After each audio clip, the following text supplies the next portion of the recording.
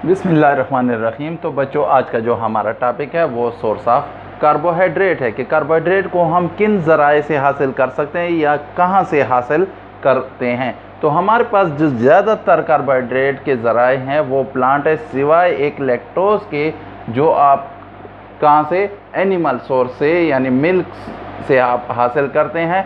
बाकी जितने भी आपके कार्बोहाइड्रेट्स हैं वो मोनोसेकेराइड्स हैं, वो ओलिगोसेकेराइड्स हैं या पॉलीसेकेराइड्स हैं, वो ज़्यादातर हमारे पास उसका सोर्स क्या है, प्लांट सोर्स है। ठीक है, तो आते हैं सोर्सेज। तो सबसे पहले हम मोनोसेकेराइड के मोनोसेकेराइड जो हैं आप कहाँ से हासिल कर सकते हैं। तो मोनोसेकेराइड जो हैं हम ज़्यादातर फ्रूट्स में प्रेजेंट होते हैं, वेजिटेबल्स में, और आपके जो अनाज वगैरह हैं, सीरियल्स, उनमें प्रेजेंट होता है। अब आते हैं डाइसेकेराइड्स। या डाइसेकेराइड से पहले हम पूरी क्लास इसको ओलिगोसेकेराइड को लेते हैं। तो ओलिगोसेकेराइड में बच्चों जो आपके मेन कार्बोहाइड्रेट्स हैं वो हमारे पास ज़्यादातर डाइसेकेराइड्स हैं। जैसे आपके पास हो गया सुक्रोज, चीनी, जिसको आप शुगर केन यानी गन्ने से, शुगर बीट, सही है। और इसके अलावा आपके बहुत सारे फ्रूट्स में जैसे मैंगो हो गया, आपका एप्पल हो गया, आपके और भी कई जो जितने भी मीठे फ्रूट्स हैं उन सब में सुक्रोज प्रेजेंट होता है। इसके अलावा आप आते हैं आपका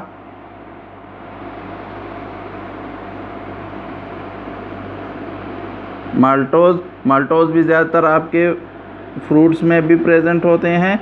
और जो हमारे पास ज़्यादातर वो है वो इसके सीरियल्स से हम हासिल कर, जैसे गंदम वगैरह हो गई, चावल हो गए, आपके और जितने भी अनाज वाले हैं उन सब से हम इनको हासिल करते हैं, मकई वगैरह। फिर इसके बाद आ जाते हैं लैक्टोज। तो लैक्टोज जो है आप ज़्यादातर मिल्क से हासिल करते हैं या दूसरे जो डेयरी प्रोडक्ट्स हैं जैसे दही वगैरह, पनीर, तो उनसे आप हासिल करते हैं। इसके बाद आ जाते हैं पॉलीसेकेराइड्स, जो कार्बोहाइड्रेट की थर्ड क्लास है हमारे पास। तो पॉलीसेकेराइड में आ जाते हैं पहले स्टार्च की तरफ। स्टार्च बहुत इंपॉर्टेंट है।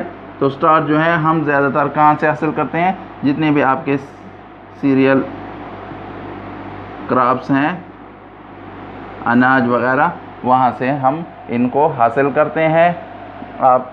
ठीक है, जैसे गंदम हो गई, चावल हो गए, आपके मकई हो गई, तो उनसे हम इनको हासिल करते हैं। इसमें बाद जो है, इसके बाद ग्लाइकोजन है, जिसका सोर्स हमारे पास एनिमल सोर्स, क्योंकि ये एनिमल में स्टोर होता है।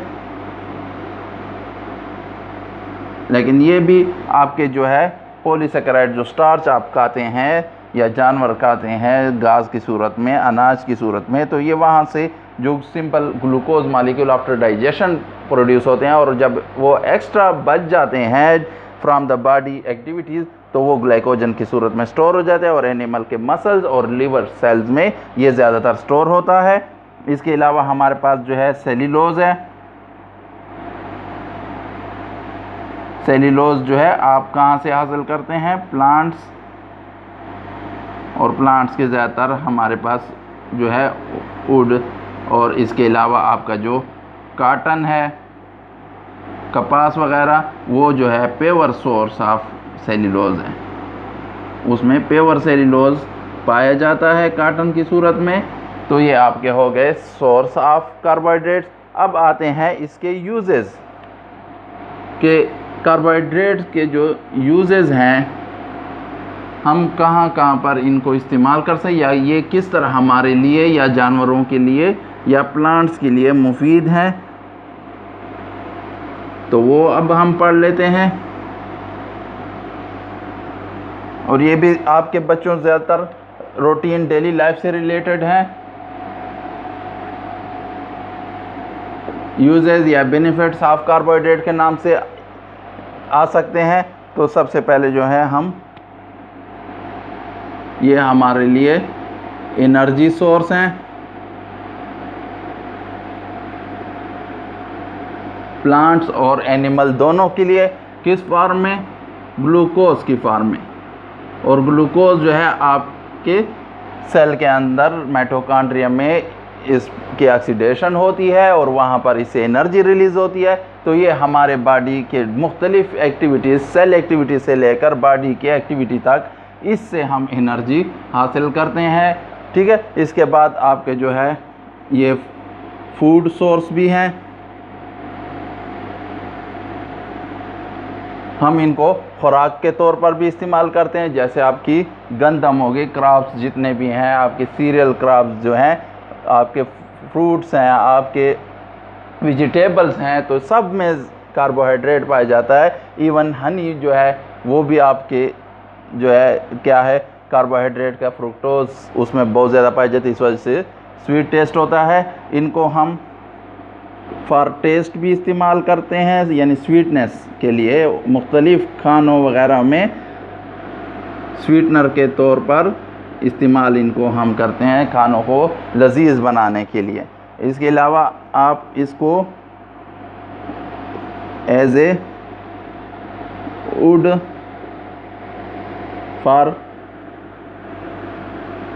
फर्नीचर और फ्यूल के तौर पर भी इस्तेमाल करते हैं, यानी आग जलाने के लिए भी इनको लकड़ी क्या है, सेल्यूलोज होते हैं। तो आप उनको क्या, उनसे मुख्तलिफ आप फर्नीचर बनाते हैं, दरवाज़े बनाते हैं और उनको हम जलाने के लिए भी इस्तेमाल करते हैं लकड़ियों को।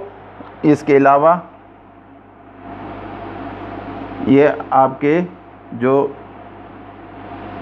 हार्ट या ब्लड प्रेशर है,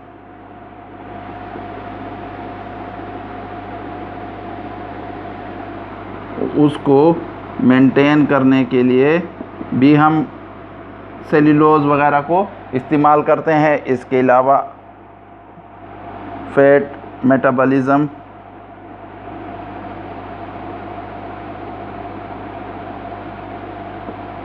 के लिए भी हम इनको इस्तेमाल करते हैं, चर्बी को पिघलाने के लिए, ताकि जो मोटापा वगैरह लोग ख़त्म करते हैं वो ज़्यादातर सेल्यूलोज को इस्तेमाल करते हैं। और सेल्यूलोज जो है वो फैट की क्या करती है, सॉल्युबल उसको करती है, उसकी जो है आपके जिस्म से रिमूव करती है फैट को, आपके ब्लड से रिमूव करती है फैट को। तो इसमें हम कोलेस्ट्रॉल के लेवल को भी मेंटेन रखती है। तो ये आपके हो गए कुछ ये यूजेस। इसके अलावा हम सेल्यूलोज को क्लॉथिंग के लिए भी इस्तेमाल करते हैं, कॉटन की सूरत में। आप उससे क्या लेते हैं, कपड़े वगैरह बनाते हैं। तो ये आपके हो गए क्लॉथ इंडस्ट्री, आपकी कॉटन इंडस्ट्री हो गई। इसके अलावा इसी सेल्यूलोज को हम पेपर के लिए भी इस्तेमाल करते हैं, पेपर इंडस्ट्री में। ठीक है। इसके अलावा जो है और आपके मुख्तलिफ फाइबर जो आप लेते हैं फॉर कॉन्स्टिपेशन